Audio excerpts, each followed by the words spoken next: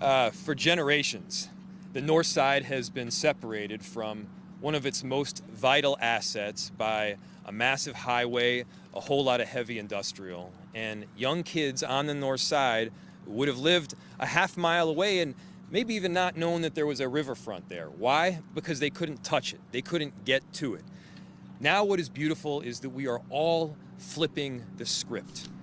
Not only do we have like 40 acres worth of park space, a mile stretch right here along the Mississippi River, but as Senator Champion will tell us repeatedly, the North Side deserves extraordinary things.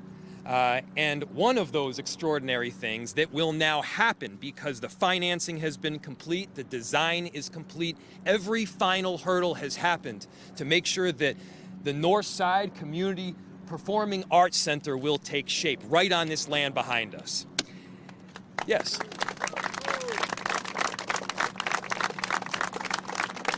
This vision for a community performing arts center is not a new one. We've been working on it with a whole lot of partners for the better part of a decade. And great things take time. Great things take a whole lot of community engagement, and there are people that have been to countless meetings to make sure that the North Side wasn't just involved, but they were co-creators in this vision. The team that worked together with city staff and community members, they wanted to make sure that this wasn't something that happened to the North Side, but the North Side was directly partnering with the city and the state, developers, First Avenue, the orchestra, and so many other partners to make this a truly extraordinary project. There are a lot of people I want to thank. I want to thank Senator Champion and Representative Lee, who helped extraordinarily with the funding. We could not have done it without you. I want to thank the queen of the North Side over here, Councilmember Vitaw. I want to thank First Ave CEO Dana Frank. She has not quit. It has been tough. We have been through so much, but you made sure that this great vision was here for our city and for the North Side. I want to thank Minnesota Orchestra Board Chair Nancy Lindahl and the AACDC Board Chair Keith Baker and all of our community partners and neighbors. And of course, we've got Kenya McKnight here as well, who I know is going to speak shortly to some of the great work. And I want to thank people that were heavily involved doing the community engagement, including Eric Hansen, including Brandon Champeau, including partners with both First Ave and United Properties. And I'm going to miss some other people that were heavily involved as well. But this takes a whole team. And it's going to continue taking a large team because we've got 500 construction jobs that will be on site, making sure that this site is emblematic of everything that the North Side in Minneapolis is about. There's another 250 jobs that First Ave is going to have on an ongoing basis to make sure that the Performing Arts Center is serving with brilliance. And I also just want you to take a step back and imagine what this is ultimately going to be like. Rather than this blank slab of formerly industrial space, you will have a beautiful outdoor amphitheater. And you're going to show up, you're going to head over to your seat, and you will have the Mississippi River, which is the most epic river in the entire world, to your left. The sun will be setting, and downtown will be a backdrop. The music, maybe it's Beyonce, is going to be playing. And we all are going to celebrate in true Minneapolis style together. So proud to be here at this point. This is a huge achievement for our city collectively. And with that, I have the honor of introducing someone who, again, this project would not have taken place without Senator Bobby Joe Champion.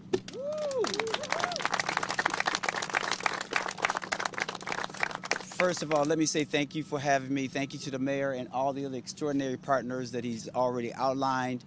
And let me just say how excited I am to be here today, even on this wonderful hot day that I know in February that we're going to all wish that we were still experiencing. One of the reasons why I'm excited about this is because it is in North Minneapolis. And understand that I was born and raised in North Minneapolis. So when I see investments like this and other investments, it's important because I want individuals to be able to come and experience North Minneapolis. And so this is what I would consider a destination opportunity. Even though we know we have the great First Avenue and the orchestra and others are collaborating, and I remember always going to First Avenue and enjoying whether it's The Time or Prince or something. I am excited about the fact that they're going to be able to extend their reach into arts and culture and bring it here to North Minneapolis and right here. So thank you so very much. Thank you to everyone that made this possible, and we will continue to work because it's teamwork that makes the dream work. And so I want to thank Bill English. I know that he's been a great community member and partner as well. I have the pleasure now of bringing up my House member, and we work as a team, but he's also the bonding chair. And so I'm really excited about that. Please help me welcome none other than Representative Fooley. There you go. Hey, all right, Representative. Well, thank you everyone for being here, and thank you to our partners at the city, the mayor, the staff, First Avenue, and a lot of the community partners for being here today. Finally, after 9 years, this is going to be a reality. The state of Minnesota invested over $25 million into this project, not just the Performance Arts Center, but the public infrastructure that all of us were standing on today. And this is an investment in not just North Minneapolis, but throughout the entire region and the entire state of Minnesota, bringing in a first-rate venue here on the north side for folks to be able to come across not just the state, but the entire country to come and enjoy some music here, some performances here. So I'm really excited for that, and just want to say, thank you for all of you for being here. I really look forward to the next few years as this project get going, and I'm hopeful that a lot of our youth on the north side could now finally see that the riverfront is accessible for them, not just other parts of the Mississippi River, but up here on the north side. And with that, I'll turn it over to my great colleague, our city councilwoman, Councilmember Vita. All right. Good afternoon, everyone, and welcome to the beautiful Ward 4. This is the future home of just a beautiful, beautiful outdoor arena that we've all been waiting on. This morning, the council took a really big vote, and we got unanimous support. That is not an easy thing, and I am so proud of it. I am also grateful for my Northside colleague, Councilmember Jeremiah Ellison, who made sure that we got that unanimous support this morning and getting this project over the finish line. As the council member for Ward 4, I'm proud to support this development, not just because it's my ward, but for all of North Minneapolis. For far too long, this community has been underserved and faced disinvestment. This project is a step towards changing that narrative, and it shows that Northside residents matter and deserve the same investment and other opportunities as other parts of this city. The development aligns with the priorities I hear from community every day: equity, access, and opportunity. That means making sure this project benefits those who've historically been left out. It means designing with the community in mind, connecting people to jobs, services, and safe, walkable spaces.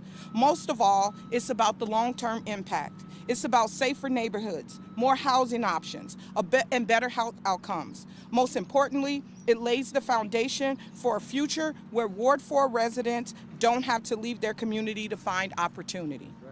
They can find it right here, where they live. The kind of future we're building together is right here. Thank you all so much. Thank you to all the partners. Thank you. This has been a labor of love, not just for me, but many before me. Thank you to council members and electeds who served before me. And with that, I am going to introduce Dana Frank of First Avenue. All right. Hello, everyone. Thank you, council member. Thank you, esteemed speakers. If we're having this much fun today, can you imagine how much fun we're going to have when the concert starts rocking in the summer of 2027? I want to especially say a thank you to the community members, Markella, Mr. English, Kenya, everyone from the CPC who couldn't be here, who worked with us, and when the initial plans didn't meet their vision and their expectations, worked with us to co-create a vision and a space and a plan that will work for the North Side, so much that now it's being described as imperative and the model for equitable community-centered development. We look forward to building an 80,000 capacity, world-class inviting boutique urban amphitheater that anchors and spurs real change in our city and potentially beyond. This project is more than a venue. It's a long-term investment in local economic vitality, workforce development, and inclusive access to the arts. It's a new model of what cultural infrastructure can look like when it's built through partnership and public purpose. I'll never forget one of the 150 community engagement sessions when a community member stood up and shouted, "But will you sign a CBA? Will you sign a CBA?" And I just responded, "Of course. Why not?" And it's no doubt that of course we'll put our commitments into writing and sign that CBA with the AACDC and keep our commitments. This shouldn't be the surprising part. Why this was so groundbreaking and revolutionary should be much more surprising. And so we sit here ready to move forward. The amphitheater will provide the Northside and BIPOC entrepreneur vending opportunities, public art integrations, neighborhood employment opportunities, as well as contribute a per-ticket fee that could fund youth apprenticeship programs, community events, anti-gentrification efforts, and more. However the community sees the money best spent, this will be the community fund that they will spend at their behest. Thank you to the state of Minnesota, the city of Minneapolis, our partners at the orchestra and the AACDC, and the First Avenue staff members who took time out of their busy day to come here and join us, and the hundreds of Northside community members who contributed ideas over 9 years and 150 meetings to make this project truly special. We're thrilled to be moving forward and build a cherished community asset to be enjoyed for generations to come. And now it is my great pleasure to introduce Nancy Lindahl, who's the board chair of the Minnesota Orchestra. She and her husband John have been amongst the biggest supporters of the arts in Minnesota and championed this project from the orchestra's perspective to ensure it benefits both the community arts and the city and community. Thank you, Nancy, for your commitment to making all of us better. Hey, all right, Nancy. Thank you so much, Dana, and thanks to all of you who are with us today. I do want to say I taught on the North Side, and I'm proud to have been part of your community, so this is even more meaningful for me today. The Minnesota Orchestra is grateful to the mayor, the Minneapolis City Council, city staff for their collaboration over many months, I should say a couple of years of meetings to get to the particulars of this project and get it right. This is a true example of public and private partnership designed to make a difference in our community. And I'd like to really thank the coalition and the general funders who rallied together to make this amphitheater a reality. These individual funders were drawn to support the project because of a shared belief in the importance that music plays in our city. The arts and the orchestra can help to strengthen this city. The Minnesota Orchestra is also proud to partner with First Avenue, thank you, Dana, the city and the African American Community Development Corporation to expand the musical footprint of Minneapolis with this beautiful outdoor amphitheater in this amazing location. The music and events in the amphitheater will be programmed and organized by local entities who live here and care about this community, and that is something to celebrate. We now look forward to seeing the amphitheater come to life right on this spot and for the enjoyment of audiences for years and years to come. I thank you all, and it is my pleasure to introduce Kenya McKnight from the AACDC. All right, Kenya. All right, Kenya. I like it this day. All right. Yes, me too. Ask my colleagues of the African American CDC to stand with me. Yes. Ms. Markella and Mr. Bill English, who served on the community portion of the internal planning of this project. So I am Kenya McKnight Ahad, the treasurer for the African American Community Development Corporation. We are honored to be a part of this project. And I have to say that I personally have worked on this project for 14 years when it started as part of our Above the Falls Commission plan. And it was our intent to make sure that this part of the river was accessible to the North Side and African American, foundational Black American people. So it's an honor to be on this side of it now in partnership with the African American CDC, the City of Minneapolis, First Ave, Minnesota Orchestra Hall, and of course all of our elected officials who tremendously supported the ability for this to move forward. So we look forward to our continued work with First Ave and with the city and all involved partners in being advocates and avid land stewards, or stewards of this land, and stewards ultimately of opportunity for the North Side, beyond ward boundaries, the entire North Side, and also as foundational Black American people who are culturally rooted deeply in what this is all about: arts, entertainment, etc.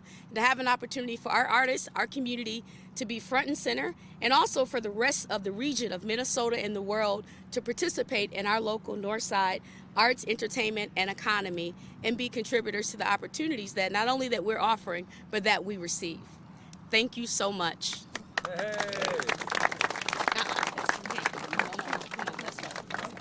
Wait a minute. No, sir.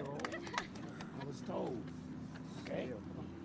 I'm going to say something here, though I don't want to irritate my colleagues. But you see, you cannot repeat what's going on here today to see it's in its full context. First of all, the people that need to be thanked first is, number one, CPED and the people who spent 5 years planning, coming to meetings every other week, no food, and spending their Saturdays planning this thing. This is the first time a planning comes from the ground up. That was your concept and the CPED's concept. And Senator Champion happened to help. But let me say something. First Avenue is really there, and the partnership that they created was pushed by those very same people. Pushed and put in so the community will have X number of days to program this site. But there's something missing. Our most critical aspect in this community is housing. And while I'm happy to see step one, you need to ask ourselves the question, why is the amphitheater more important than the housing? I'll tell you, it's political. That's our phase two. We will focus on housing in phase two. Without further ado, we turn the mic back over to our mayor, Mayor Jacob Frey, for more questions. Thank you. Great job. Amazing job. As you can see, we're all pretty damn excited. We'll open it to any questions you might have. What was the capacity, the seating for the amphitheater? 8, am I right? 8,000. 8,000 is both the seating as well as the standing, or no? A combo of flexibles. So, 8,000 in total, which includes flexible space. This is maybe for Dana and Scott, but like how many First Avenue concerts a year? How many orchestra concerts? How often is this going to be like free concerts down here, like Harry Bandshell has pretty regularly? You guys want to come up? I believe it's 50. Why don't you come up so you can speak into the... And I said Beyonce could be the first concert, but here's the thing. The Minnesota Orchestra is going to play along with Beyonce. Now, as you know, we have a beautiful orchestra hall in downtown Minneapolis on Nicollet. So we are doing this in partnership. We're hopeful that there will be a few concerts here by the orchestra, but our home is on the river. This is a partnership, and we will be supporting Dana and the choices she makes for acts that will be here. Yeah, there's up to 54 permitted commercial events, and then the community events as the AACDC sees fit. You know, during the years of community engagement, we really heard that the North Side wants to program for the North Side, and so what we did is provide the mechanism for them to be able to do that. Mayor, I've heard from some businesses on West Broadway today who said they're concerned that this could result in gentrification, a displacement of residents and businesses, and possibility of lack of funding for projects like affordable housing in the future. How would you respond? Repeat that one more time. So the businesses are saying that it's so displacement? There's concerns that this could result in gentrification, displacement of residents and businesses, and also a lack of investment in other projects like affordable housing in the future. So how would you respond to those? Here's what I say. When we talk about gentrification, the goal is not to ensure that communities don't have the assets that they need. The goal is not to prevent wonderful things from taking place on the North Side. When we talk about pushing back on gentrification, the goal is to make sure that the communities that have made the North Side wonderful to begin with get to stay when great things happen. And that has been baked into this process from the very beginning. That's why we had years worth of engagement. That's why we've got affordable housing that is baked into this particular site. That's why we made sure that the community members themselves were part of the process. And so, to be clear, this was largely 40 acres worth of formerly industrial, but then largely vacant land. And so, to that extent, there wasn't displacement. To that extent, what this is connecting the north side with the riverfront. Again, the north side has been cut off from the riverfront for generations. This whole, well, basically the whole 4th Ward, probably more than that, did not have access largely to the river. And this busts a hole right through the center so that a young girl who lives just blocks from here can run down, experience music, have this kind of community partnership take place, and literally walk down and touch the river itself. That's something special. And yeah, we all stand by that 100%, and the community does too. Thanks. How are the budgets looking? Everything on track right now for it? We on track? Let's just go with that. How soon until we do see housing? Who can speak the timeline? Eric? Yeah. This is Director Hansen. In addition to the AACDC, who he partnered extensively with, and you guys, I can't thank you enough, Director Hansen here has really done a tremendous job to bring this project through. Thank you, Mayor. I'm Eric Hansen. I'm the CPED Director, and the housing projects are in evaluation with the state of Minnesota for funding. The city and the county have funded the first phase, which would just be to the south of, or to the north of us here. We're hopeful to get funding for that project in the coming year, and so it'll be about a 3 to 4 year process before the first project is developed. And would that one be affordable? It's a mix. So the project has a mix of affordable housing and market rate housing, so that it's not concentrated of affordable housing into the plan. So there's a variety of different units within the concepts. Any questions? Any others? All right, everybody, we're gonna head right over here and sign this thing. All right.